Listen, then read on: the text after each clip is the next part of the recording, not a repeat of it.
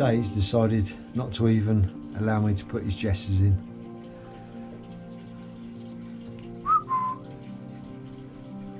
He's really not bothered about the food. Come on, mate. Come on. Here. Come on. There's a good lad.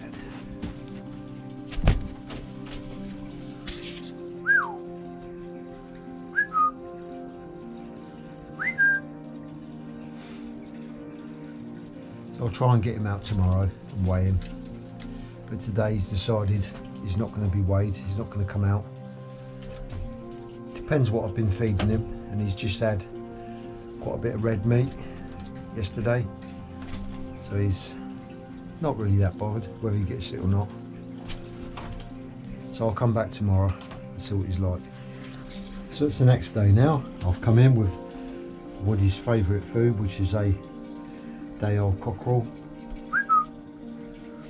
If I wanted to definitely pick him up, all I've got to do is get him in here, shut that hatch down, and then come in and I could just pick him up. I know I could, but I'm just doing this to see what he's like, see whether he's going to come to the fist. Well, I can see he's not that bothered.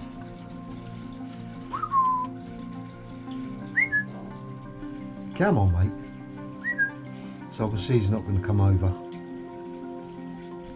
today. So what I'm going to do is go outside, tap on his chute, so he come into the mews thinking food's coming through the chute, drop the hatch, come down, pick him up, because I just want to weigh him, just for my own curiosity. He's gone in now to see if I've just left any food in there.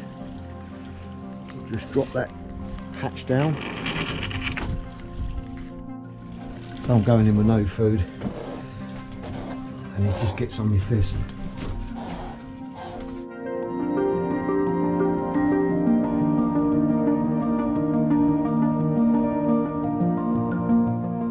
Go and have a little weigh up, Woody.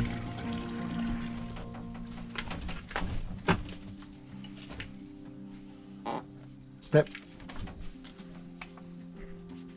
So I'll pop Woody on his perch for a little while, give him a bit of food as a reward, and then pop him back. As I said, there's no need before to do this, but I keep Woody just slightly manned through the molt. That's what I do. But your best bet is to leave your hawk, as I said before, in the mews to molt out. I'm only doing this because I hunt this hawk 7 days a week and I know him very well, and I'm not stressing him out. I'm just keeping him just on the edge of what he wants to do, so that you can see by Woody's reaction now, he's quite happy, quite content. I'm going to give him that chick,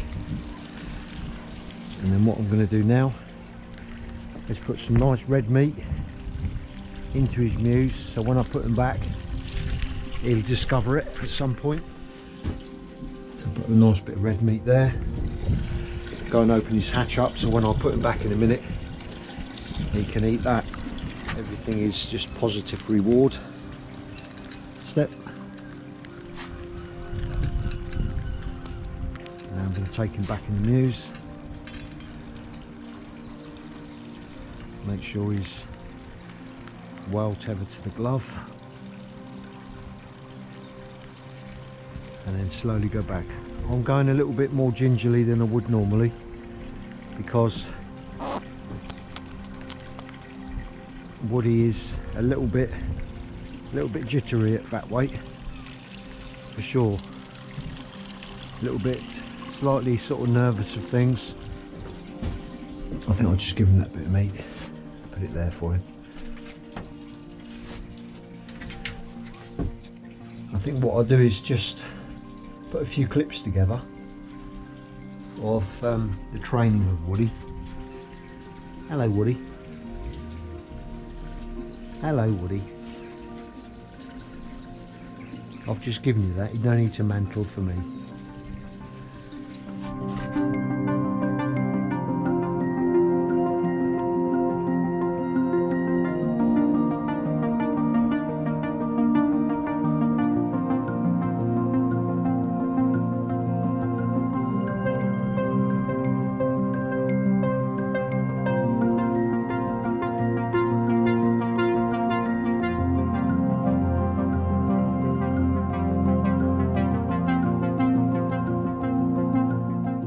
as you can see here, I've taken the bottom of the mews off at the hawk's level, and I've got inside some plastic mesh and on the outside some inch mesh. That's the inside, so if the hawk does come off the perch and bait, then that will protect the wings. That's the idea of the plastic side. The hawk can look out, he can see what's going on in the garden, and we're just carrying on as normal. So here I have the bow perch that I was using. It's a removable bow perch, and the hawk will be tethered on a fairly short line so he doesn't get any speed up if he baits, but he will sit there. I'm going to be putting a piece of food down the chute. That chute has been now modified, but that's what I had at first. Once the food disappears, then I will enter the mews, but there's no point in me going in the mews trying to feed the hawk all the time that the hawk is not feeding anyway without anyone in there. So I just wait until the hawk is very happy, started to eat, and then I'll go in and try and feed him from a fist. Woody the Harris hawk is now in the mews on the bow perch to the left, and I'm putting the first piece of food down the chute and doing this very carefully, and then I'm going to move away and just keep looking in there once a day to see whether Woody has eaten that bit of food. So as soon as he ate that bit of food, that's my indication that I went into the mews. So here you can see the first time that I ever went into the mews and confronted the hawk. And the hawk has been parent reared, never really seen a human except for the first time I put it in the mews, and the first time that the breeder had picked the hawk up. So here I am just righting the hawk and putting it on my fists for the first time ever. The hawk's looking at me. All he thinks I'm going to do is probably eat him, and I'm just trying to gain his confidence here.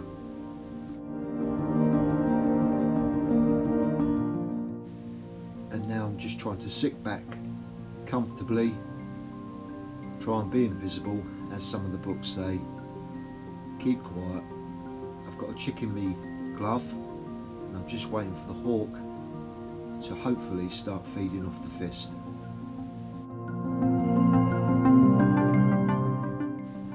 So I could see here there was no chance that hawk was going to eat from my fist today. So my routine was, if he didn't feed, put him down, get out, and this is what I continued to do each day until Woody saw me as safe and then decided to eat. So I did this every couple of hours through the day and then went out. So this time I'd set the camera up through the mews bars and gone in and picked Woody up, and I'm just sitting back now, and I sat there for probably 30 minutes, 40 minutes just with the hawk on my fist, looking at a chick in my glove, and I could see he was starting to look at the chick now, and here you can see me just trying to be invisible, just laying back, letting the hawk just relax out, and slowly but surely waiting for him to feed and get through that first process. And this was about the 5th day now. You can see that he's starting to relax out, he's on his bow perch, and he's now hopping onto my fist. And today, on this 5th day, I've got a pigeon wing, which is a tarring, and he is now deciding to pluck the feathers and just quite happy to sit on my fist and eat this bit of pigeon. Gets back on his bow perch quite nicely, starting to really relax out now. So the next thing I decided to do was get him hopping from his perch. Every time he done it, he's got a massive reward, and I let him feed right up on that, and then eventually it was time to come out the mews, and I came out very gingerly. He's got a nice piece of rabbit which I gave him in the mews. So I brought him out the mews, eating that bit of rabbit, and I've just sat there with him now. And he's looking around, making sure everyone's happy and is safe. I let him completely finish that piece of rabbit, and that was it, back on the perch. So every time he did eat, it wasn't small amounts, I just gave him big rewards every time. One go, feed up, get out. I never sat in the mews with him on my fist without him eating at all. So my routine was go in, pick the hawk up with food. As soon as he finished that food, I put him straight down, got out. At no point did I keep him on my fists without food. It was just pure fist food, down, out. And I carried that on all the time whilst I was trying to train him up in this first stage. And here I do attempt to hood him in the mews, but he wouldn't have it. I tried that for a couple of days and then decided to stop doing it, because if the hawk doesn't like something, there's no point carrying it on, it's just reinforcing the negative behaviour. So I decided to do it outside the mews, as you can see here. So my first couple of months was get Woody out, hood on, weigh him, feed him, or get Woody out, hood him, weigh him, hunt him. I don't hood him now for weighing, but I do hood him occasionally so he can be hooded if necessary.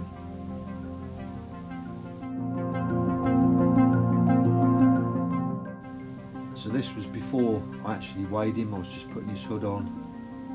I'd weighed him, come out, sat back down, and then I'm going to remove the hood. And as you can see, he's quite calm, accept the hood very well, and that was just my daily routine. And then I decided now it was ready to start putting him on a creance, which you'll see now. So this was Woody's first ever creance work, and I would say that was about roughly 8 to 9 feet roughly, and that was his first ever creance. And the creance I'm using is a little bit heavy, I know, but it was what I had, and I thought I'd have less tangles in that because I was doing the short distances. Woody was quite sort of clingy to my fist at this point. He'd been used to my fist and food, and it was just a case of getting him on the perch and getting him to come over. So I gave him a small piece first, and this second flight, big reward. So I didn't do anything other than big rewards and positive reinforcement. So here I've got my creance line out. I've got the spool in my back pocket so I can slow him down if he goes off in either direction. But that hawk was pretty much spot on by now, and very reactive to the food. So I think I gave him a couple of flights on this one and big rewards, and then, as I've been doing previously, stop. So I didn't keep doing the same thing too many times with small portions at first. I did increase it as we went on. I think I might have done about 4 flights on this creance in this position. And I remember this well, I got all caught up in the creance all around my feet, and the hawk comes over and I had to put my hand up quick and get him. But that's why you want to get the hawk off the creance as quick as possible. Here, looking back at this was a terrible mistake that I've made. I'd put the creance underneath that large rock there, thinking that it'd be less tangle rather than a long line coming to me, but that was a mistake, because if that hawk had gone off left or right, he would have had a dead stop. So what I'd done there was a big mistake, but looking back I can see it's wrong. If I did it again, I would do it different ways for sure. So as you can see here, the hawk's responding really well now, and I thought, right, it's about time that I'm going to build this mews back up. So if you look at the mews, I've got all the front of the mews off, and there's some fine netting there and mesh so the hawk could see out. So now the hawk is doing what he's doing, I've decided to free loft him, and here I've put all the front of the mews back on. This is before I built the aviary, and now I've put all the perching system inside, so it's going to be completely free lofted now on this perch system. The artificial grass there is the wrong type. I changed that to the proper AstroTurf, which is what you need for reducing bumblefoot or eliminating bumblefoot. And here we're in the mews now, and Woody is really comfortable getting on my fist, and I feel now it's about time I take the hawk out, try him on his creance outside of the garden, because that's going to be different again, different environment. So I'll take him up to the field and give him his first creance outside of my garden. Here we are now, we're in a field, and there's me little white dog that passed away, and the hawk straight over me shoulder now. This was what I didn't expect to happen on the first creance outside, but as I say, it was new. Second creance, got him back and put him on his perch, and he came straight to me fist. So I carried this on for about another 2 days outside in the field, and then I felt, right, it's time to let this hawk go. I knew he was going to come back to me because I'd seen him doing it so much on that creance. So here we are, exactly 3 weeks after Woody came home, flying free. So that's 21 days from a parent reared Harris hawk to flying free. This was an amazing feeling, I'll never forget it. You just cannot explain what it feels like to train your hawk up and then get it coming back to your fist in a fairly short time, I think, for a complete novice as I was at that time. Since then we've had 3 hunting seasons, flying 7 days a week, so we've had some fantastic hunting and results for sure. Woody is a true hunter, he hunts all his own food, he fills the freezer up with everything he needs to get him through the molt.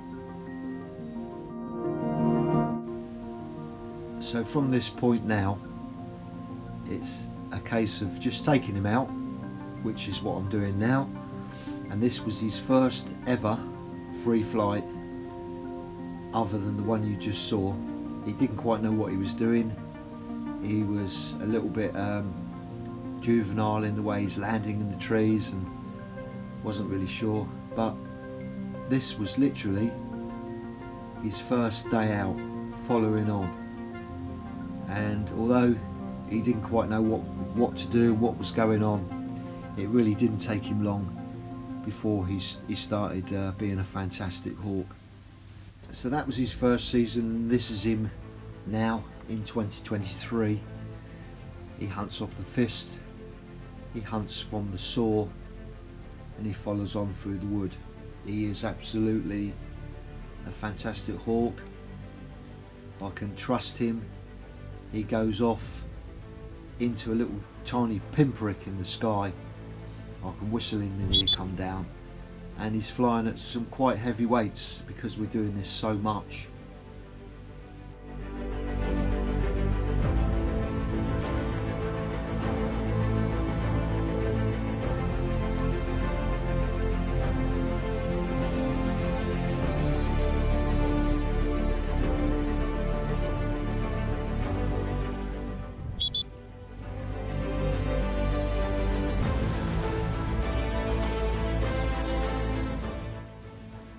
It's just hard to believe that this beautiful hawk, Woody, is the same hawk that I brought home 3 years ago as that 18-week-old, or 19 weeks I think he was, Harris hawk. And as you can see here, he's a good hunter, He works with the dogs. Chewy, the little black Patterdale, is his original hunting dog, so he will allow Chewy to eat from his catch, and they just work together so well. The other one is Bo. He is the new German Wirehead pointer. Just such a pleasure to get out with a hawk like this and your dogs as a team. Anyway, thanks for watching, and I'll see you next time.